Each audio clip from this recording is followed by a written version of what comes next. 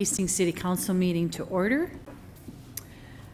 Council, if you would, and guests, if you would stand to say the Pledge of Allegiance. I pledge allegiance to the flag of the United States of America and to the republic for which it stands, one nation, under God, indivisible, with liberty and justice for all.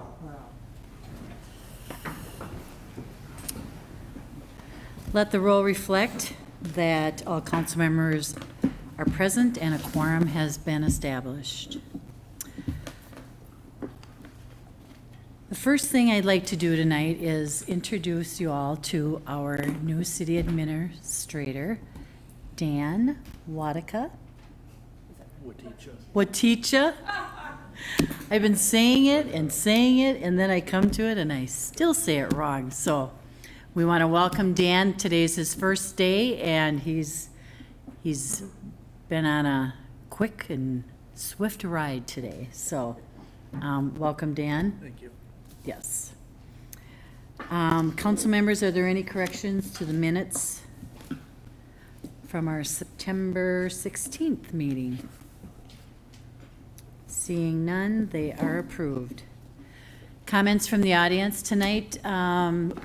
We will take comments from the audience. Anything that has anything to do with anything that's not on the agenda or in the consent agenda. Please step forward. Your name and address, please. Mayor, council members, I'm Jewel Pickard, 570 Whispering Lane, number 301. I just wanted, if I remember at the last meeting, you approved a school tax levy, if I'm remembering correctly, or it was talked about or something, it seems to me. But anyway, on occasion, we are asked to pay more for the schools. They always want to put more money in for education and so on and so forth. And so I just want you to consider something for when the times come up where you are expected to allocate money to the schools. And I'll just give you an example.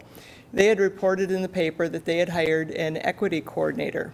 Before they had someone in a part-time position. Now they have someone in a full-time position. They had grant money for that, from what I understand. And they're already talking about continuing it past the time the person is done, even when they don't know any results or what's going on.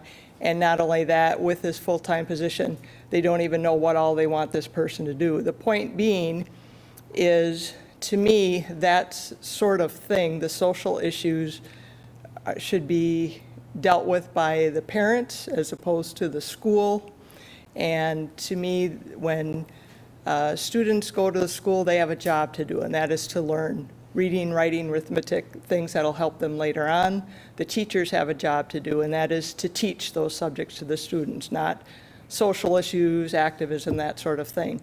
So I would say whenever something comes up where the school wants more money and you're in a position to consider that, maybe we should hold them accountable to make sure that the job is being done that's expected, instead of, if they have the time and resources to deal with social issues, then that's saying that they have everything else figured out, and you know, everybody's getting A's, everybody's, you know, everything else is fine, and I don't think that's the case. I think I'm just seeing this mix of social issues into a system that shouldn't be dealing with it. I think the parents should be dealing with that, and let the kids be kids, and they have enough time to deal with other things when they're adults. So that's my 2 cents for what it's worth for whenever something comes up where they want more money. Thank you. Thank you, Jewel. Any other comments from the audience? Please state your name and your address. Yes, Mayor and council members. My name is Rita Clem. I live on 61 Jackson Place, and I'm here today for concern of a safety in crossing Pleasant Street and in the neighborhood just in general. I live by the Y, and my neighbor was hit crossing the street about a year ago. And at that time, we were told basically that there was nothing that they could do. It wasn't a through street, and I think there were some speed limit issues that they couldn't change. And I'm just here because I just feel like maybe could we look at this again? Is there something else that we can do? I mean, the basic factors, I think, is the traffic coming from the Y onto Pleasant. That people park on both sides of the street is another issue. There's just, I mean, and the traffic is just, I mean, is a lot.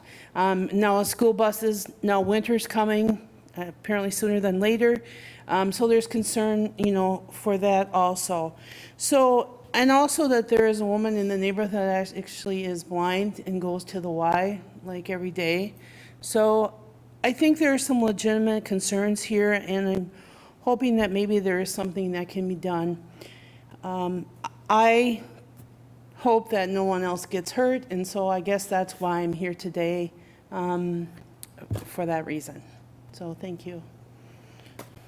Thank you for your comments. Anyone else from the audience with a comment? Yes. I just had a- Councilmember Brox. So with that comment from our last audience member, is there something that we can refer to I can't remember which committee deals with crosswalk policy?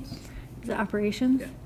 So that we have a point in time every year where we do review our crosswalk requests. So I don't know if this counts as being formally made, but maybe we should add it to the list of crosswalk requests so that we can look at it and see if it warrants it. Because I come out of the Y a lot, and I can attest to what she's saying, that because of the traffic on both sides of the street, it's very hard to see traffic coming from the south going north. And if there is accessibility issues for a resident and other things like that, I think it would just be worth looking at, even if it hasn't been relevant in the past. Sure. Thank you. Thank you. Councilmember Balsanic. Thank you, Your Honor. I want to thank you for coming tonight and making us aware of this. There have been some changes in state law that the legislature passed this session that allows cities now to set their own speed limits. We're still kind of looking at this. The League of Minnesota Cities, I think, is looking into it and possibly having some workshops or something to see exactly what we can do and how we can go about formalizing how cities do change their speed limits.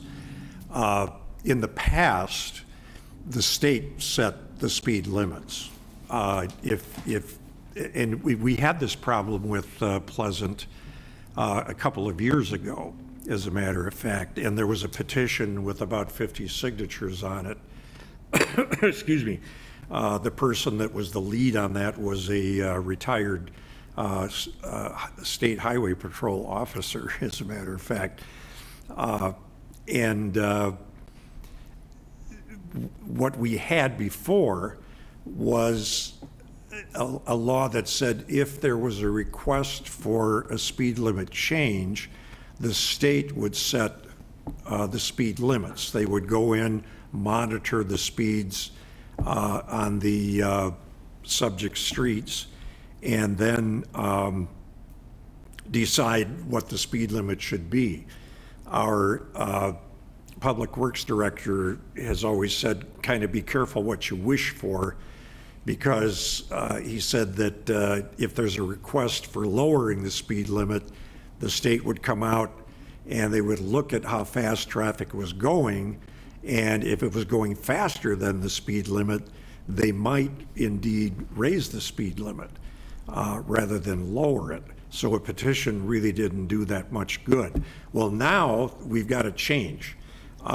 It doesn't affect townships, it doesn't affect county roads and things like that, because I've had some people requesting that County Road 42 get a lower speed limit.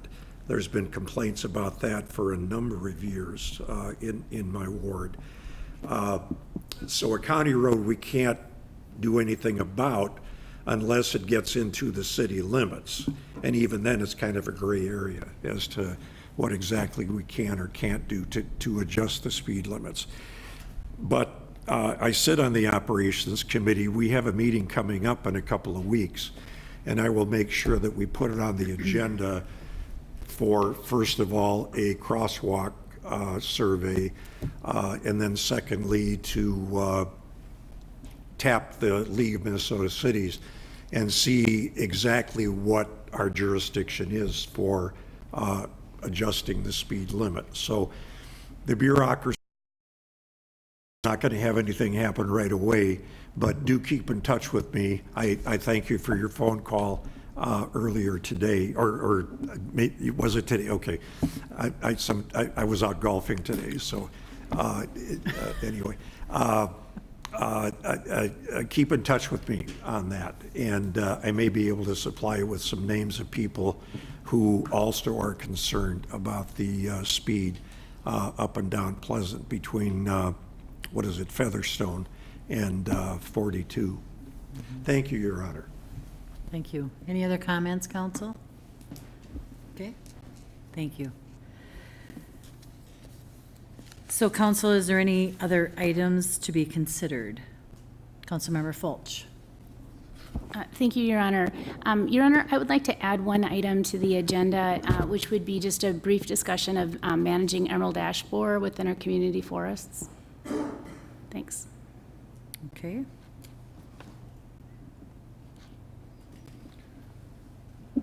Generally, Mayor, you want to make sure there's no objection to that. If it's unanimous, then you can certainly add it.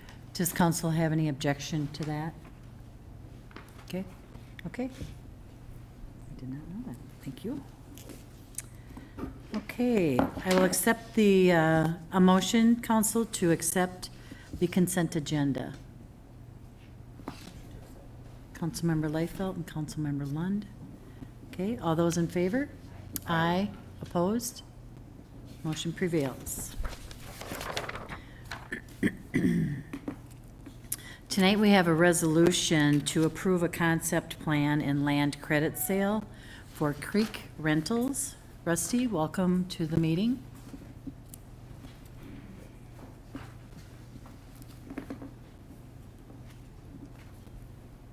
Mayor, council members, in the spirit of the evening, I am pinch hitting for John Hinsman tonight. I will try not to strike out.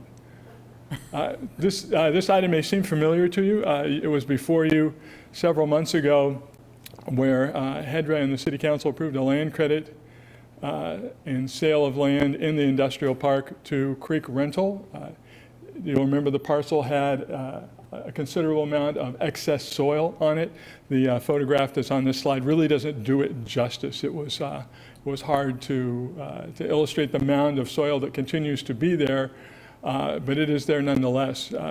Following the action this spring to approve that, the task was to try and find some cost-effective way of removing the soil from the site. We actually thought that somebody might buy the soil from us.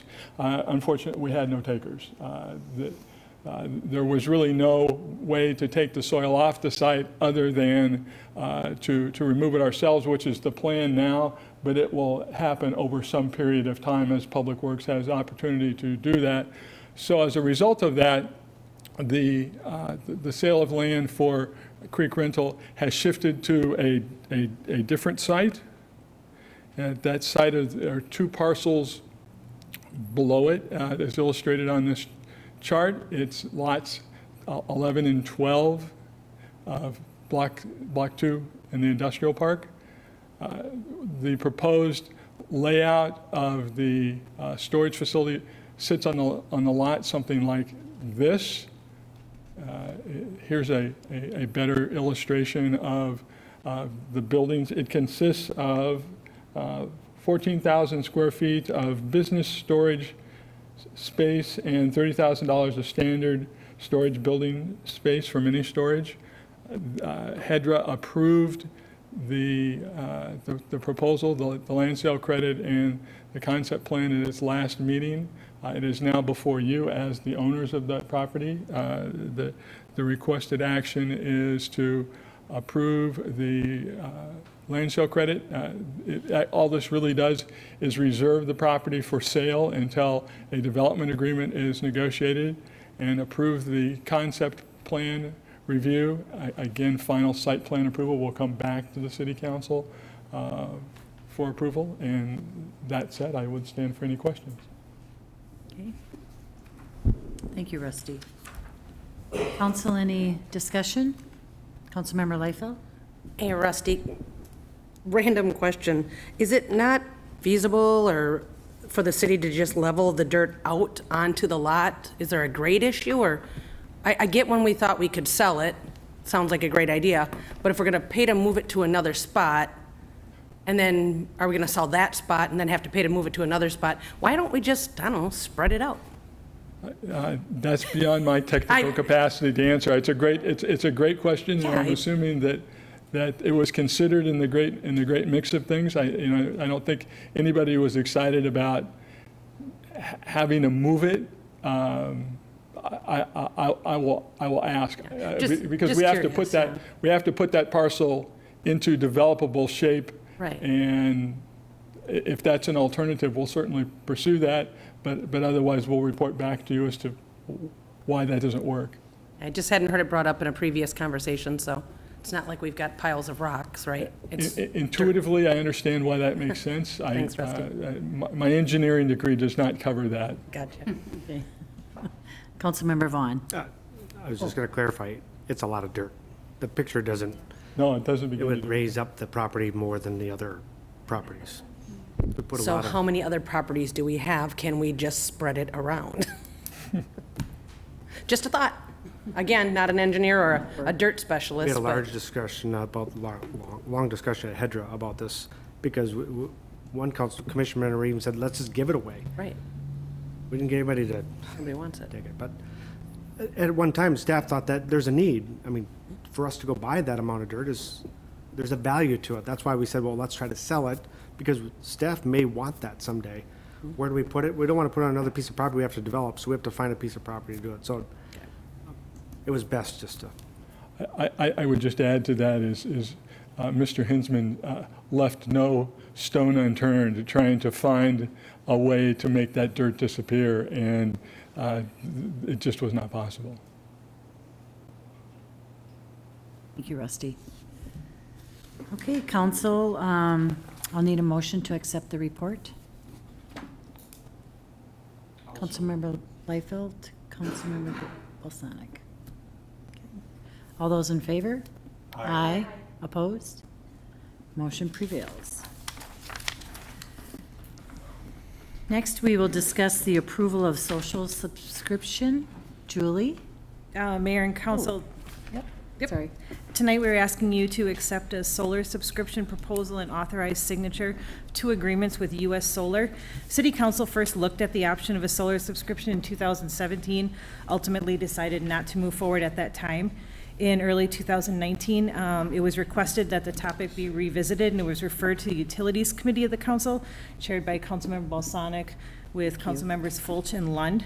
Committee met on 3 occasions to develop an RFP, review the responses, and hear from U.S. Solar as the recommended provider. The committee unanimously has recommended moving forward with U.S. Solar. So Erica Forsman and Michelle are here from U.S. Solar tonight to provide a brief presentation on the 2 subscriptions that are being recommended. So Mayor, I would ask for you to turn it over to the ladies for their presentation. Sure. Welcome, gals, and Thank you. Good evening, Mayor and council members. Thank you for having us tonight. As Julie mentioned, my name is Erica Forsman. I manage subscription for U.S. Solar in the state of Minnesota. And this is Michelle Sims, who's been working with the city of Hastings through this RFP process. So to give you just a quick background on our organization before we dive into the opportunity that we've been discussing with staff and the committee, a little bit about U.S. Solar. So our company focuses on brighter communities. That means we work with municipalities, we work with commercial businesses and residential electric users to help bring about more sustainable solutions that are also economically friendly. We're a full service provider that does differentiate us in the state of Minnesota, and that means that we not only develop community solar gardens, but we are also the long-term owner and operator, which means we work with the partners that we contract with once a solar garden is up and operating. We're trusted locally here in the state. We have done 66 megawatts of community solar. We have a pipeline of over 100 projects. We are based locally here in Minneapolis, but we do work nationally and have experience on over $1.5 billion worth of solar development work across the country. And so here in Minnesota, we do currently work with solar projects or community solar subscribers in every county that you see in orange. This is also every county where there is Xcel service territory and where the program that we're going to talk more about is currently offered. A little more about our track record. So here in Minnesota, we have worked with over 30 public entities. In addition to that, a number of commercial businesses. You'll see several logos in the PowerPoint presentation that you'll recognize, like the University of Minnesota, the Minnesota Twins, Metropolitan Council, City of Minneapolis. More locally, City of Lakeville, Cannon Falls Schools are some other ones closer to your area. You'll also see a quote on there from Walmart. We've worked with many other corporations here in this state as well, and that list continues to grow. So now to just do a quick summary of how community solar works. I believe you've probably seen this before if you've served on the council. I know it's something you guys have explored. But as a reminder for everyone, the 4 square boxes is how we break down our sunscription, which is our solar subscription. We call it a sunscription. So in the first box, you'll see that U.S. Solar, we go out and we develop and manage a community solar garden at an off-site location. So nothing on your community buildings or on community land, a separate site. As that solar garden turns on and produces electricity, all of that energy is delivered to Xcel's grid. Xcel then in turn continues to deliver all of the normal electricity to a subscriber. So nothing changes with the accounts that you would currently have, except that now Xcel will give you bill credits as a subscriber based on your allocation to that solar garden and the energy that was produced every month. So when you look at the program, the bill credits that you would receive on your Xcel Energy bill would equal a certain dollar amount, and then you would pay U.S. Solar for your subscription fee in that same month. And the difference between those values would be the savings that you would be looking at. So for Hastings specifically, we responded to the RFP that you put out earlier this year with 2 different program type sites and projects that we have available. One is called applicable retail rate, and I'll walk through that in a second. And we have about 1.7 million kilowatt hours of capacity in our development pipeline that we're looking at for that, as well as the value of solar program where we have almost 900,000 kilowatt hours. So combined, we have about 2.6 million, which would serve about 57% of the city's load.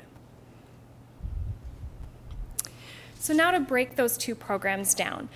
When community solar came to Minnesota back in 2015, 2016, the first program that was available was called the Applicable Retail Rate Program.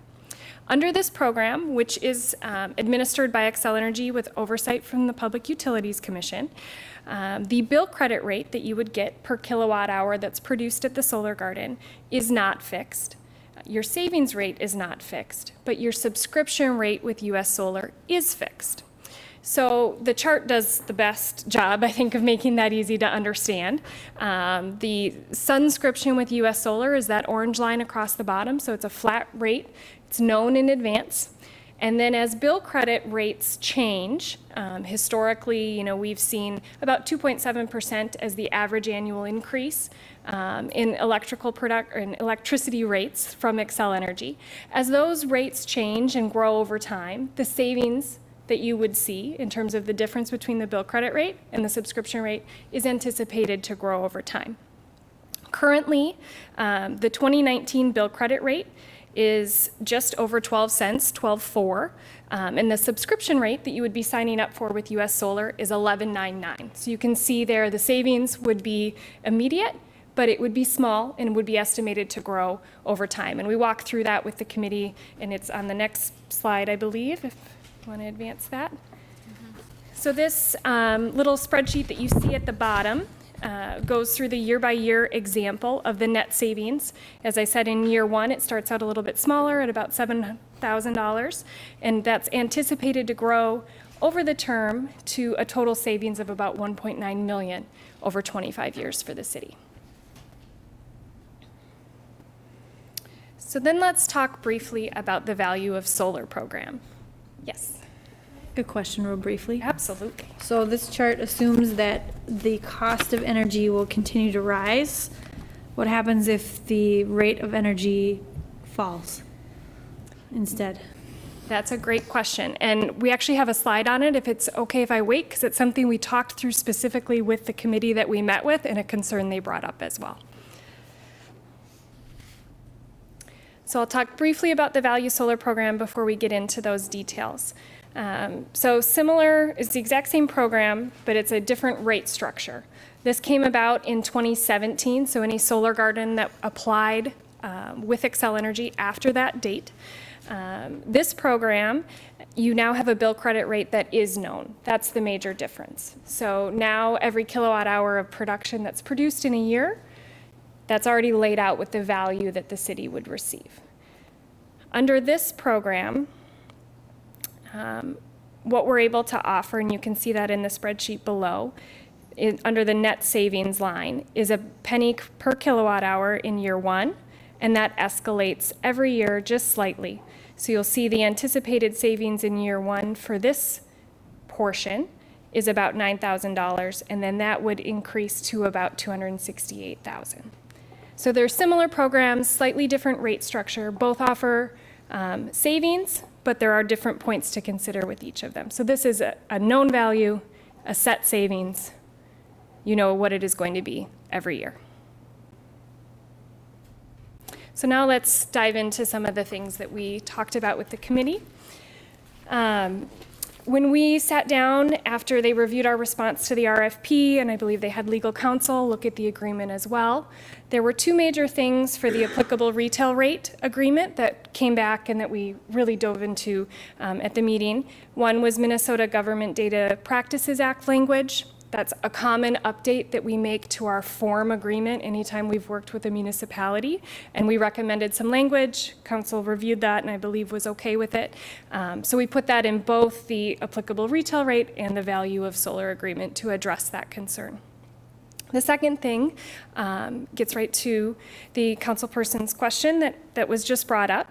And that was what happens if those rates change? When you're working with solar projects, you are typically making a hedge. You're assuming that cost of energy is going to increase over time. Your other choice is typically to sit and do nothing and just pay more over time.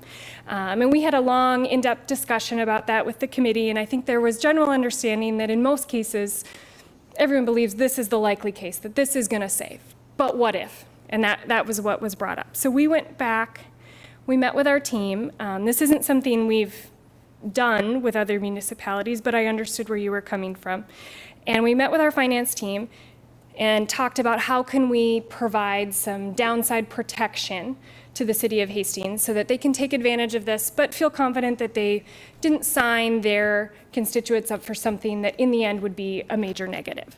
And so what we came up with was a bill credit tracking account. And how this would work is that there would be an account tracking, so just an actual tracking of what was happening. Nothing would change with the structure of your bill credits every month or the invoice that you would pay, but there would be an account that would track the value of the bill credits that were paid out during every month of that term.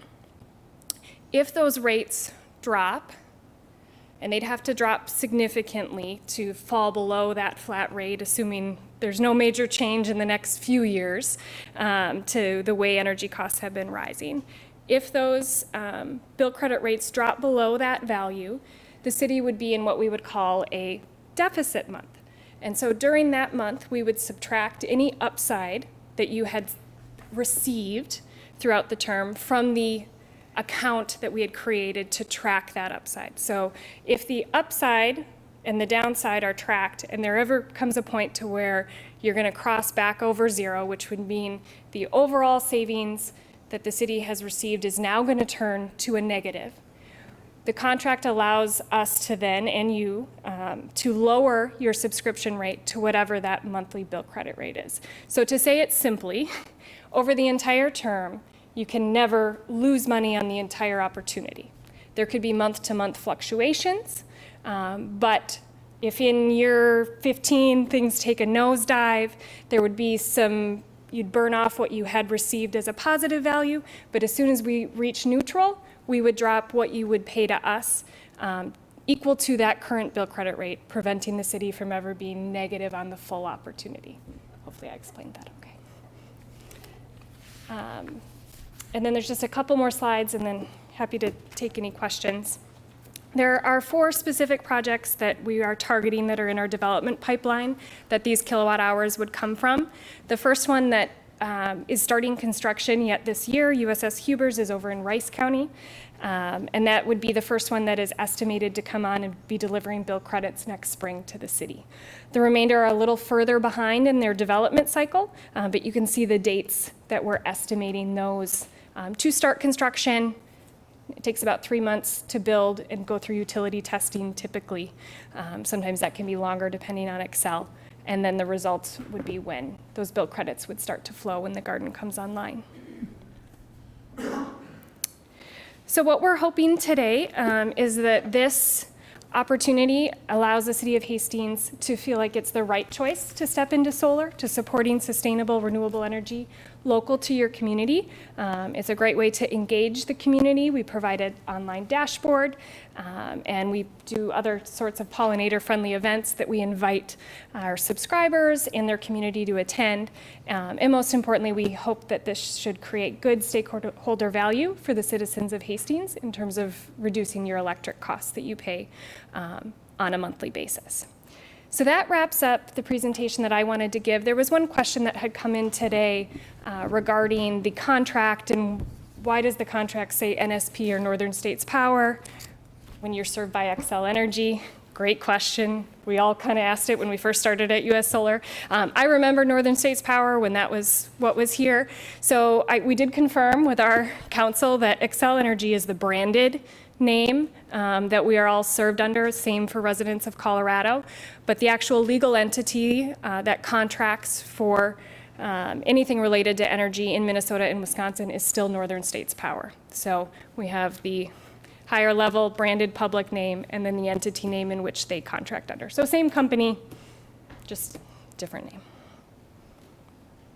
Thank you, Mayor. Thank you. Council, any discussion? Councilmember Brox? I just have a question. What's the cancellation clause say? I tried to read this contract. It was very hard to read. I've read a lot of contracts, but this was very, it was tough to read. So what is the part that addresses cancellation or getting out of this subscription if necessary? Good question. So the way that these are structured, they are a long-term commitment. You know, the value of solar contract is a set savings, and the other one is a energy hedge that's predicted to grow over time. And so we go out and we make a large investment to go out and build these and have you receive those savings benefits. So the savings option or the cancellation options, there's a few different things. If we ever misstep and are no longer in good standing with Xcel and have lost our contract, you can cancel. So if that garden is ever taken out of their program, we've done something and they've taken away our contract, which would in turn take away your ability to receive bill credits, you can cancel that contract. If you decide to just quit, that would be more of a conversation where we would look at transferring that. There's not just a clear quit. If you have a building that is no longer eligible and you now have less meters and you don't have the load or the number of meters available to serve that, we will work for you to go out and transfer that agreement. Does that make sense? I do have a follow-up question if you don't mind. Is what if Excel changes their rates that they're accepting solar at? So you have a contract in place with us and we're paying you a fee. But what if Excel decides to change the amount of money they're paying you for the credits that they're getting? What happens in that scenario? Okay, yeah, good question.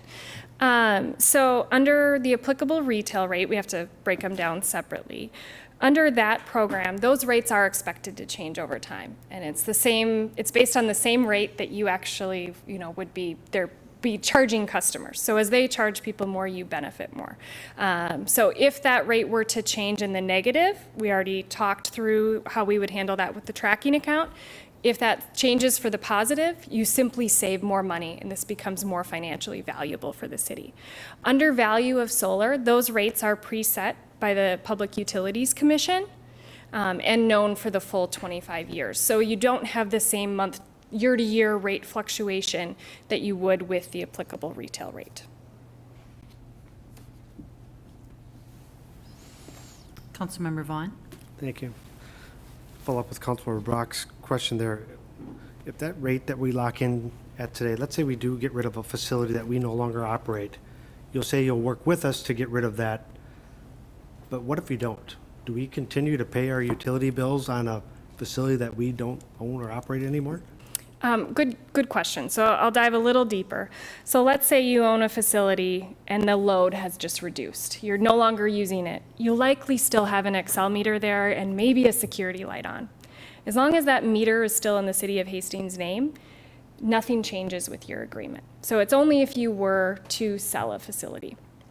We can transfer that at any time to any other facility. Right now, you're subscribing about 57% of your load. Under this program, Excel allows you to subscribe up to 120%. So let's say you close down this City Hall building. I don't know why you would, because it's historic and beautiful, but let's say you did. We would look to, is there a community center that you didn't subscribe originally? Is there a public works building? That can be transferred at any time. There's no charge. You simply reach out to us and say, hey, we'd like to move this subscription to another account. There's going to be a change at this building, and we're not going to own that meter anymore.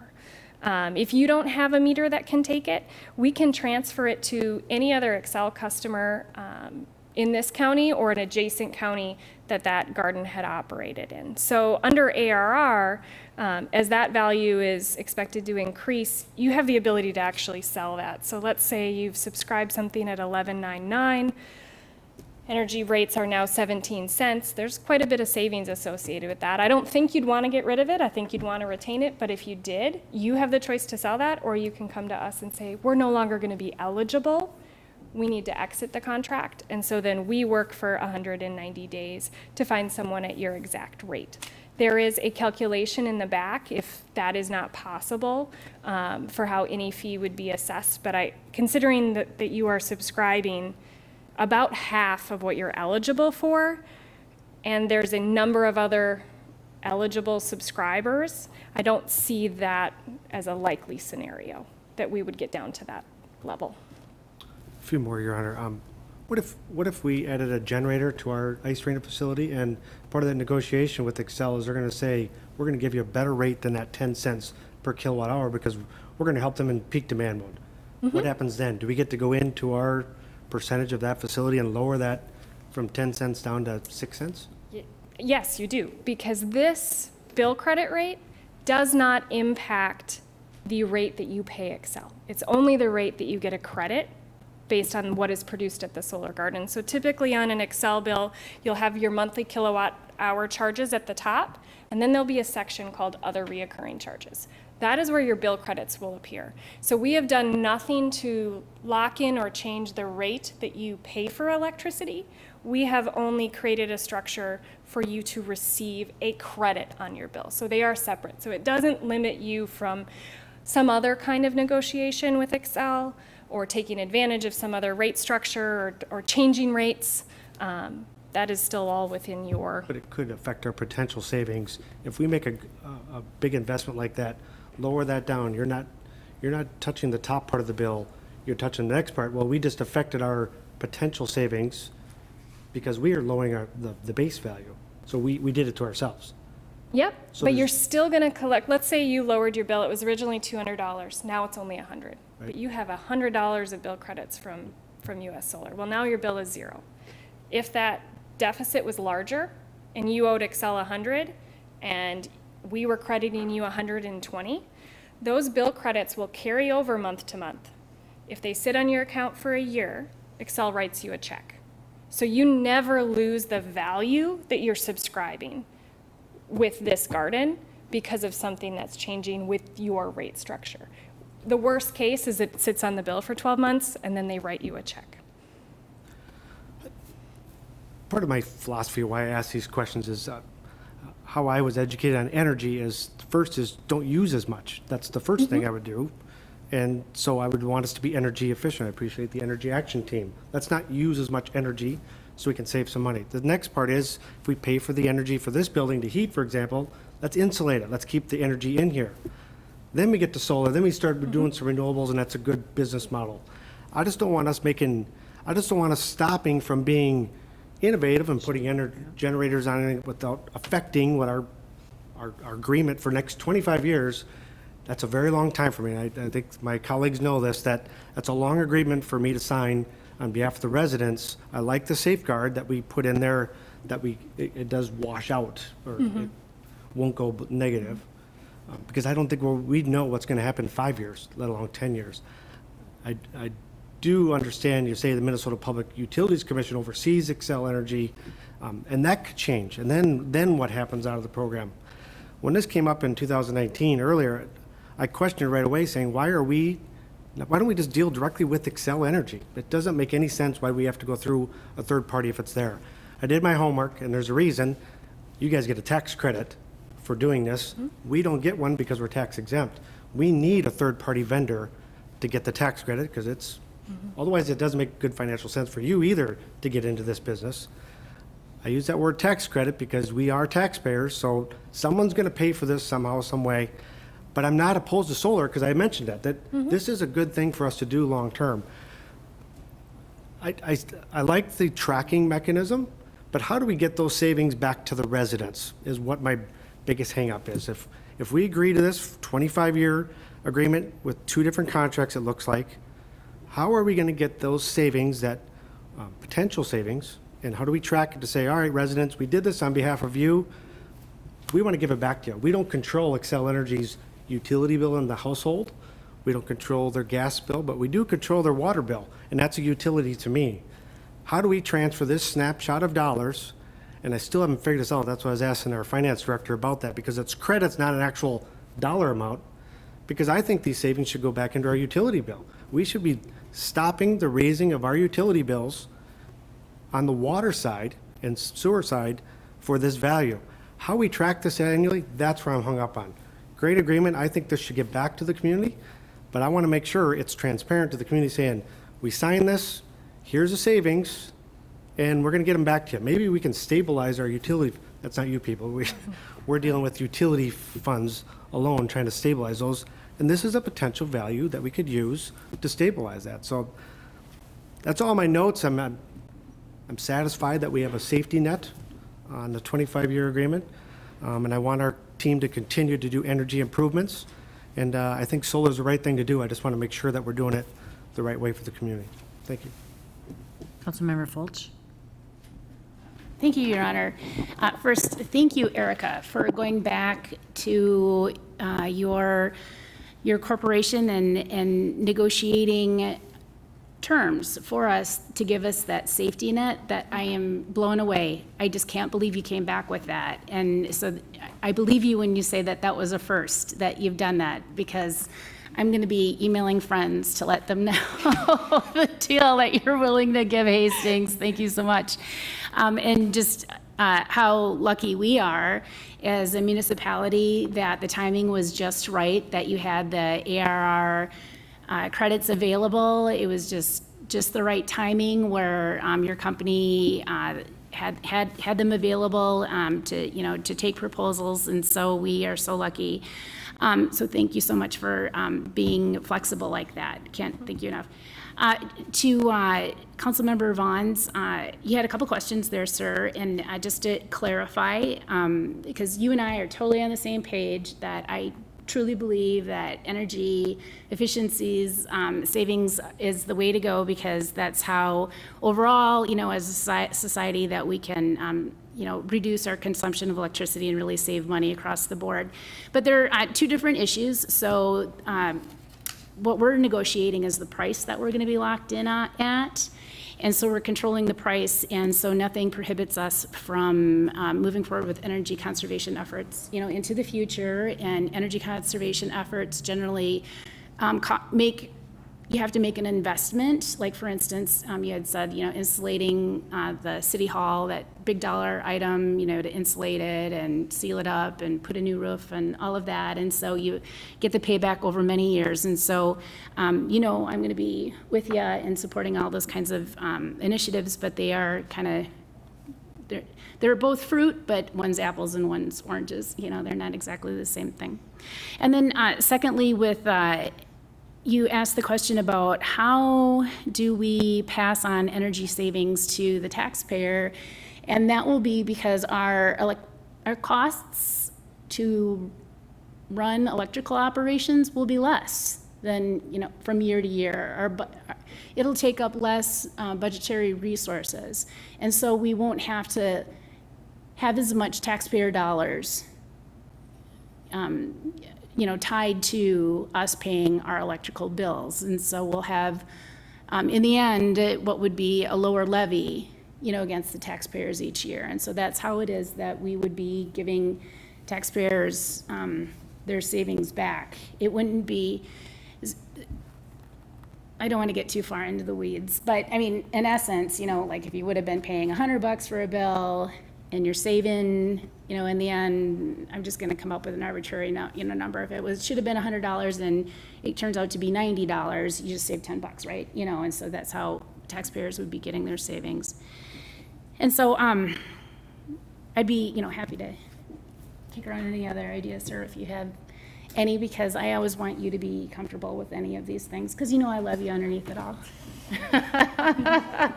You said apples and oranges, right? I just want to verify that. Yeah. Your Honor, I want to ask Melanie, our finance director, we're still going to budget. Are we going to say, 2.7, whatever?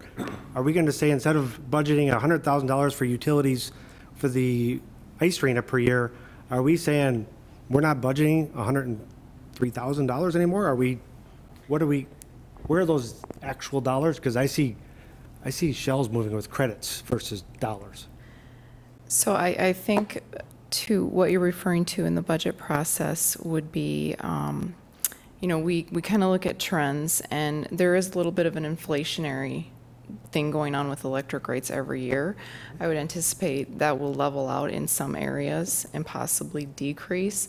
We've been upgrading to a lot of energy efficient lights, and we're starting to see it already where we're not having to budget inflationary increases. So I would anticipate with these credits, it will stabilize and hopefully lower would be the goal.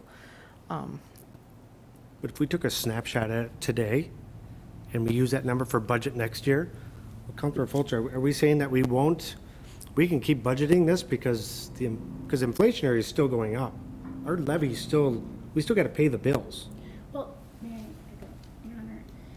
So if everything remained the same, and I'm just going to make up something. So if the city as a whole used $5 megawatts of electricity for the entire city, if that all remained the same over 25 years, we would be paying the same amount 25 years from now as we would be today, because we wouldn't be seeing inflation occurring for that amount of the solar subscription that is tied to ARR. And so that's only, I have a note, 37% of our solar subscription, I believe, is ARR, and the other 19% is the VOS. And so we will see some inflationary increases with VOS, and so the savings is substantially lower. And so, so it gets a little complicated. So I think what Melanie was trying to say is that we'll have to, look across the board, because I think the nice thing when we it was Councilmember Balsonic, Councilmember Lund, and myself, when we were having this conversation, one of the upswings is that we're only tying 56% of our of our energy use right now to solar subscriptions. So that gives us, 100 minus 56 is what, 44%, right? And then, but with Xcel Energy, you can actually go up to 120%. So just as a for instance, so if something came up, in the future that, this is what we've been speculated. I love Trevor when he's like, well, one day we'll have, everything covered in solar, panels. Please God, let it be so. But, so that if something better comes down the road, that we have some opportunity to leverage that. So it's kind of the best of both worlds. It gives the opportunity for the city to kind of diversify its portfolio, so to speak, in how it's obtaining energy. Does that make sense? Councilmember Brox? Thank you. And I just wanted to turn my mic. I just want to say that I was one of the naysayers of the first agreement, and there were specific reasons why I was. It wasn't because I hate the sun or because I hate the earth or because I don't like energy savings. It actually had to do with the fact that we had a contract in front of us that I didn't think was feasible, and there were 3 specific reasons why. It was long-term. A lot of the assumption of risk was on us as a city, and I didn't care for that, so I appreciate that that was considered by the committee and also negotiated into this contract. And also just my skepticism of having a third party with a utility, that the rates could change, that it isn't necessarily well regulated across the board. So I appreciate that all those things were discussed at the committee level when this was talked about. So what I did in the time since we talked about this last was signed up for a solar subscription for my house, because I thought that would be a good way to experiment and see if the savings was actually what the company said it was. So my husband and I signed up for an NRG solar subscription for 100% of our energy we use at our house. So I've had that since January. And it's been great because I haven't paid a single bill to Xcel. Now, I have paid roughly the same amount to the solar company. So instead of paying my monthly utility bill to Xcel, I just write out a check to Energy, which is now Clearway because they sold the solar garden, so now it's owned by a different party. It sounds like you guys don't do that. You hold on to your properties and you continue to manage them into the future. But my experience has been pretty good. The only question that I have is, our subscription is set up to sort of escalate in price. So it starts out fairly low, but as you go on in the subscription, your monthly rate does change.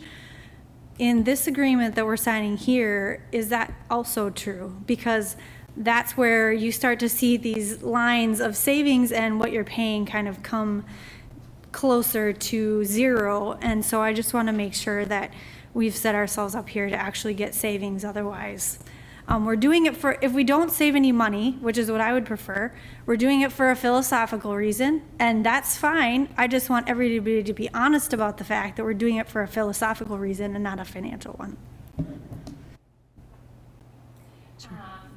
Yes, Mayor, Councilwoman. Yes, so under the applicable retail rate, that is a flat rate. So yours, it sounds like, has an escalation on it.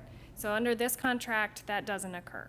So the rate that you pay US Solar in year 1, in year 5, in year 10 is that flat $11.99, which I hope we can all feel like, in the world at least that we understand it, that should be an economically positive choice for the city.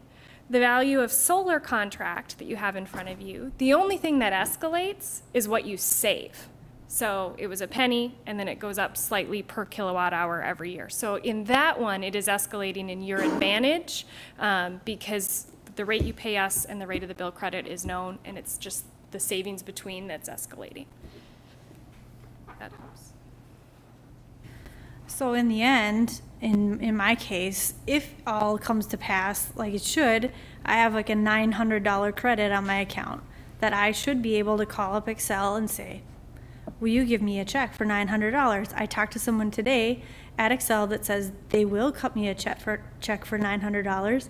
So I'm waiting to see if that actually transpires. But as far as I can tell, it seems like it's been a good deal so far. So I just thought it was important for me because if I'm going to sign up the city for something that we're paying quite a bit of money per month for, that I wanted to experience it for myself and understand what kind of deal we were getting. And so I will say that based on my experiment at my house, it seems like a good, positive choice. And I appreciate that some of these terms have changed from the last agreement that makes it more palatable for me in terms of a contract to agree to vote for it as opposed to the previous agreement, which I did not like. So thank you all for your work. Councilmember Lund? Thank you, Your Honor. Yeah, I was involved and on the committee level the first go around as well, so also did not appreciate the opportunity that we were looking at that point in time. It was riddled with risk and uncertainty, and it just wasn't clear. This time around, we had an opportunity with U.S. Solar, and I think the message to the group that wasn't there is that they were very good about working with us, explaining as best they could a somewhat complex system, I guess, and I think you did a good job of that. So some of the concerns that we walked away with the first time were addressed. It isn't perfect. There's going to be some risk involved in this, as it is a commitment, but I think we have in front of us the best opportunity that we're going to see in the foreseeable future, and I don't know if there's a third round of this, I guess, is my point. So this is a significantly better opportunity than the first one, in my opinion, and I support it. Council, any other discussion? I'll take a motion to accept. I'll make a motion to accept. Okay, Councilmember Folch. Councilmember Liefeld. All those in favor? Honor. Oh, Councilmember Vaughn. Discussion? What do we do about the transparency to the community? Do we give them a report every year, a snapshot? Here's where we're at. This is how it's going for us. Year 10, we keep giving it, saying, look at this great graph. When do we, that's why I use the utility as, at least we know it's going back to them. I still don't have the answer of, we're going to keep budgeting for more money for our utility bill, or are we not? Because you're saying we don't have to levy as much, and this is where it is challenging. I'm trying to be as transparent to the community because we're signed a 25-year agreement on this potential savings, but I just want to make sure, what's the transparency? How are we going to tell the community it's working or not? Councilmember Folch. Your Honor, thank you. So, Councilmember Vaughn, so you can track what the savings are going to be over time because, as I had begin to say, that 37% of our energy use will be the ARR rate, and then 19% will be the VOS. And so we can calculate what the savings are going to be after a year. It'll take longer than that because it takes, time for reports to catch up and things like that. But yes. you are capable of tracking that. And the reason it sounds a little muddy when you ask the question, well, do we have to increase for inflation into the future? And so just to clarify again, that only 37% of our energy use today will be locked in at that rate. The 19% will be at the VOS, which will just have like a penny savings, if I remember, per kilowatt hour. And then the rest will be normal retail rate. And so that will be subject to normal inflation. So that's why it's a little more complicated than yes or no. I mean, you'll have to factor for some inflation, but it won't be as much inflation as you would have to if we did nothing and we just rode the rise of inflation over time. Totally agree. Again, I'm just looking to say, if someone tell me that, we'll make sure we tell the community this is where we're at year 5 or year 2, that's what I want as part of the motion, that we're going to be transparent. Councilmember Balsanic? Thank you, Your Honor. As chair of the Utilities Committee, I don't see why we couldn't go back and meet as a committee and say, let's take this savings and put it into something. The utility rates, let's keep the utility rates from going up X amount, whatever, on this. It's just, I mean, I'm looking at the chart here, expected net value, first year 7,425, 12,800, second year 17,006, the third year, and on and on and on. And we do get to year 25, and well, excuse me, the total savings over a 25-year period is $1,935,879, which potentially we could say, okay, let's keep our water rates low, or whatever we want to do. I mean, maybe we want to lower the assessment rates for street improvements, water and sewer, or something like that. But let's have the committee come back to you with a recommendation. Your Honor. Councilmember Folch? Your Honor, there are plenty of examples of other businesses and cities and such that do use savings from energy efficiencies or solar subscriptions or something to that effect, and where you so like, let's say, you're going to budget $100 for the year and you only spend $95, right? And so you have that $5 of savings, and then so you take that $5 and you reinvest it into like an energy savings program. So that's actually a best practice, but it's not to confuse the two issues. I think that we should move ahead with a motion to accept this proposal and lock into the solar subscription. And however the city ends up wanting to spend savings in the future, I don't think there's anything wrong with just not assessing as much to the taxpayers each year and lowering their tax rate. I think that's a good thing, and I can't imagine that any citizen would object to being taxed less and saving money for city operations. But it is a best practice, and so we could further have consideration within the Utilities Committee if we wanted to look at some of the other best practices that are used in the private and public sector for such savings, and how it is we might apply those into the future. Councilmember Lund? Thank you, Your Honor. Yes. I would agree. I think we should just meet at our next utilities meeting and have this on the agenda, but I don't know if we need to bundle it in as an amendment to the motion necessarily. I love the idea of giving it back in, is it in the water fund or however we apply it, but it's definitely a good conversation to have, to be planful for the next 25 years, how that's going to go out. But I don't know if it needs to be part of the actual motion or not to do that, because I'd be all about that. Councilmember Balsanic? Councilmember Vaughn, if I could just recommend, we hold multiple workshops and finance committee meetings throughout the budgetary process. And I think this is something that we'll be looking at on an annual basis. And I think that would be an appropriate place for us to discuss what to do with those savings at that time. Again, all I'm asking, as long as we are transparent to the community, how this program's doing, I'm fine with that. That's what I'm looking for. Sure. Councilmember Balsonic? Thank you, Your Honor. And just to, I mean, I'm not saying let's decide tonight where we want to, put our savings. I'm just saying we have a committee. It's the Utilities Committee of the City Council. We're available to take a look at things once the staff can show us what it is that we might be saving. So I think we should proceed with the motion because we've got latitude. And I think it's a very good idea that Councilmember Vaughn has brought up. So it's just not, okay, we saved, $22,000 this year, or, in year 4, we want to buy a truck. What are we going to do? We want the savings to go back to the people. Yeah. Thank you, Your Honor. All right. Any other discussion?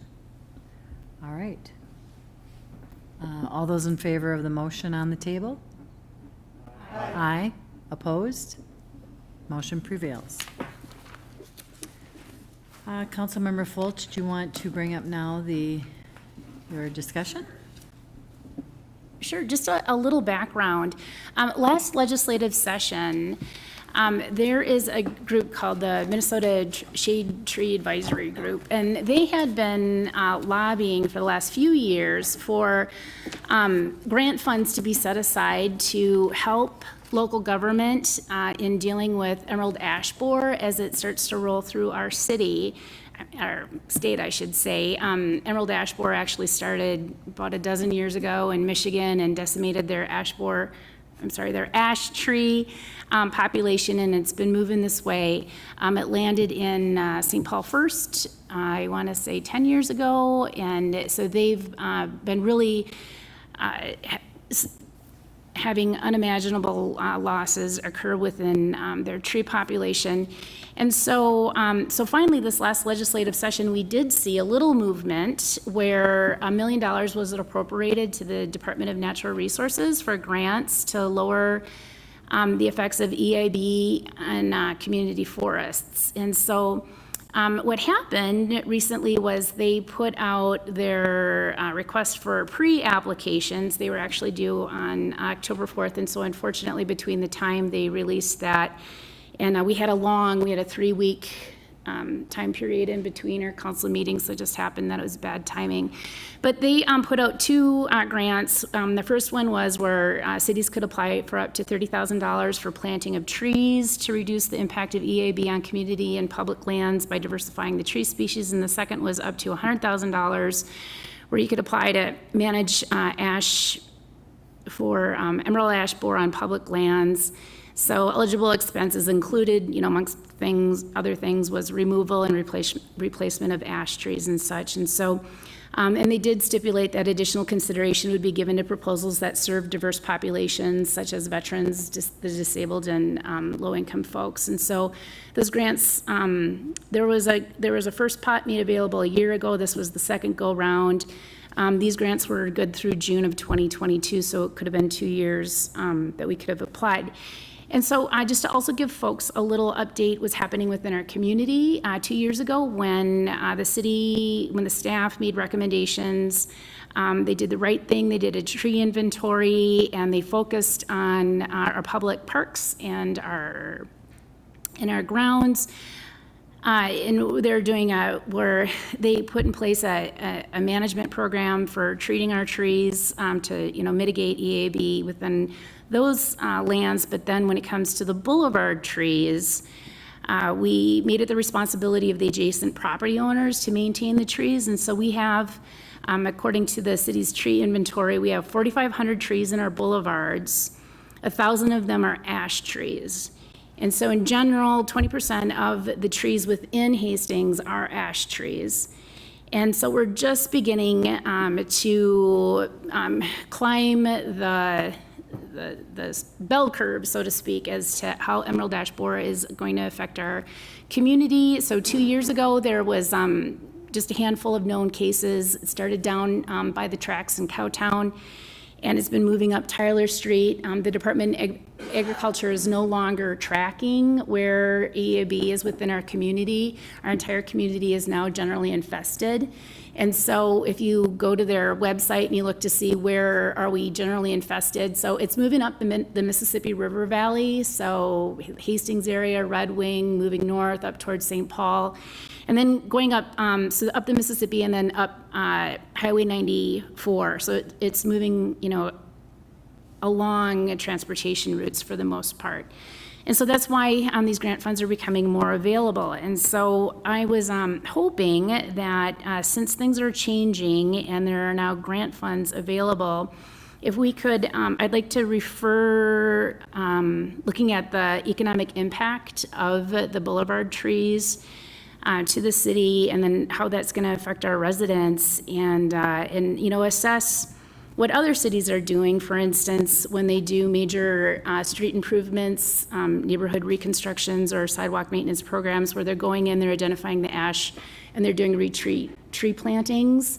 And so the whole idea is you don't want to have to, as you're having a mass die-off occur, that's not the time to start going neighborhood by neighborhood. You want to do that ahead of time, where it is that you're trying to mitigate the effects of emerald ash borer, within the community. And so I was hoping, I would like to make a motion just to send it to the Finance Committee so that we can look at what are the financial implications to our city. What has happened in other cities is that they've had to, because it becomes a public health or public safety issue when the trees become very brittle and dangerous, that the city has to intervene. Like in St. Paul, for instance, they were literally plowing down all the ash along the boulevards in huge blocks at a time, and so they continue to do that. I was told, I had been attending the League of Minnesota Cities Policy Committee meetings, and so I sat next to the representative from St. Paul, and she told me that they spent $2.5 million on removing ash trees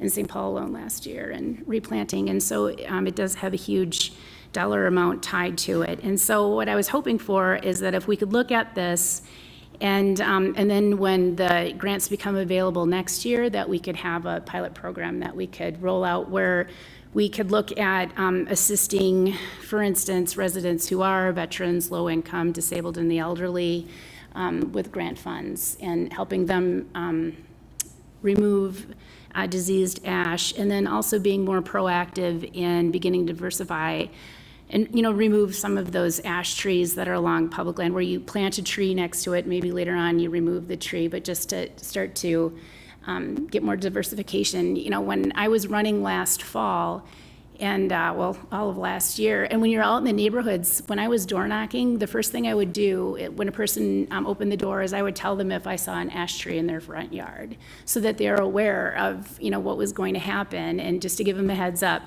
And so I just think that in my impression of when I was having those conversations with folks, that they were really appreciative, because they were like, oh yeah, I thought maybe it was, or are you sure, is that an oak? And I'm like, no, yeah, that's an ash, and so I just think it would be really wonderful if we took a more proactive stance for our citizens within the boulevard trees. So I'd just like to make a motion for us within the Finance Committee to begin to look at the impacts and what it is that we might be able to do into the future to help mitigate the effects of EAB within the boulevard trees. Councilmember Vaughn. Thank you, Your Honor. Councilmember Folch, I just want to clarify, these statewide grants are for public land, correct? Yep. So are you considering the boulevard then? The boulevard is a public land, okay. I think a little hang up I have on this is we discussed this as a council before, and we agreed to a plan that we're going to treat the trees, and we negotiated rates for the residents, so forth. I'm always not opposed to revisiting it, but I don't know if I'd be sending it to a committee. I would think that takes a council discussion at a workshop to say, this is where we should look at it. Because why did we vote on it before, that not to do that, and then all of a sudden now, is it because the grants are available? And then once we start there, because 2.5 million, yes, St. Paul, that's a lot of money. The only reason I'm willing to say council-wise we should look at it, because I want to find that funding source. Right. I don't think it's going to come out of the levy. I think it's going to have to come out of a specified area just for this, and how long does it last then? Do we approach it for 10 years, 15 years? But I have a lot more questions, and I'm on the finance committee, but I'm just speaking on behalf of everyone else. I think that's a council discussion, not a committee discussion. Councilmember Folch. Your Honor, I'd be welcome to have it as a workshop meeting, but I just thought that it's myself and Councilmember Brox and Vaughn who are on that to have a smaller group discussion about how it is maybe that we would like to frame, the discussion moving forward, and then how to perhaps have a larger workshop, discussion.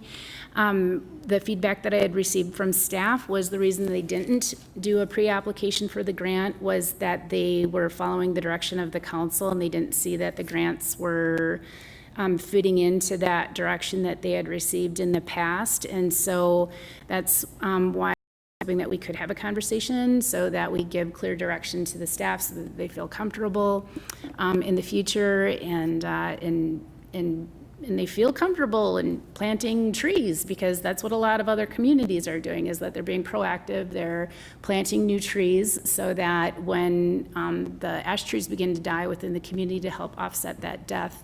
And then what is it that we do with the boulevard trees when they start to die in mass and people can't afford it? When I was door knocking 3 years ago, the first house I hit in Cowtown, he had 5 dead ash trees along the boulevard, 5 in a row, 1, 2, 3, 4, 5, and they were all just dead as a doornail.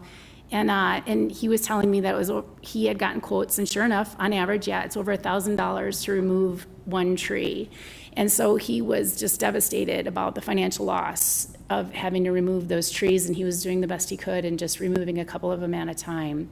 So when you're down in the lower income areas of Hastings, so like from 2nd Street, up to 10th Street, when you look at the pin maps that show where the ash trees are, there's a huge concentration of ash trees in the lower income areas. And so I'm really concerned. I mean, all you got to do is walk the streets and you can see 2 or 3 ash trees in some of these properties, and knowing that they're lower value homes as well. And so those homes, have other issues, that they're historic and they have lots of other issues to keep them up to code and such. And so these trees are going to be a huge financial impact to them. And so that's why I was hoping that we could, when these opportunities present themselves, that perhaps we could have, a plan to help people within our community to deal with the trees. It's going to be a huge problem in the next 5 to 7 years. I got to share this little tidbit. I have the biggest ash tree you can possibly imagine behind my house. It's ginormous. I mean, you can't even begin to put your arms around it. It's so big. And I treated it 2 years ago because I figured, oh my God, if this thing dies, I can't afford to take it away. I asked a guy to give me a quote on it, and he laughed at me. He wouldn't even give me a quote. And so I had it. Your Honor, point of order, please. We're Can I just finish my thought, sir? We are. So I just wanted to share. We are into minuscule descriptions of trees and so forth. We have a Parks and Recreation Department. We just got a Parks and Recreation report on what's being done for the Emerald Ash Borer situation.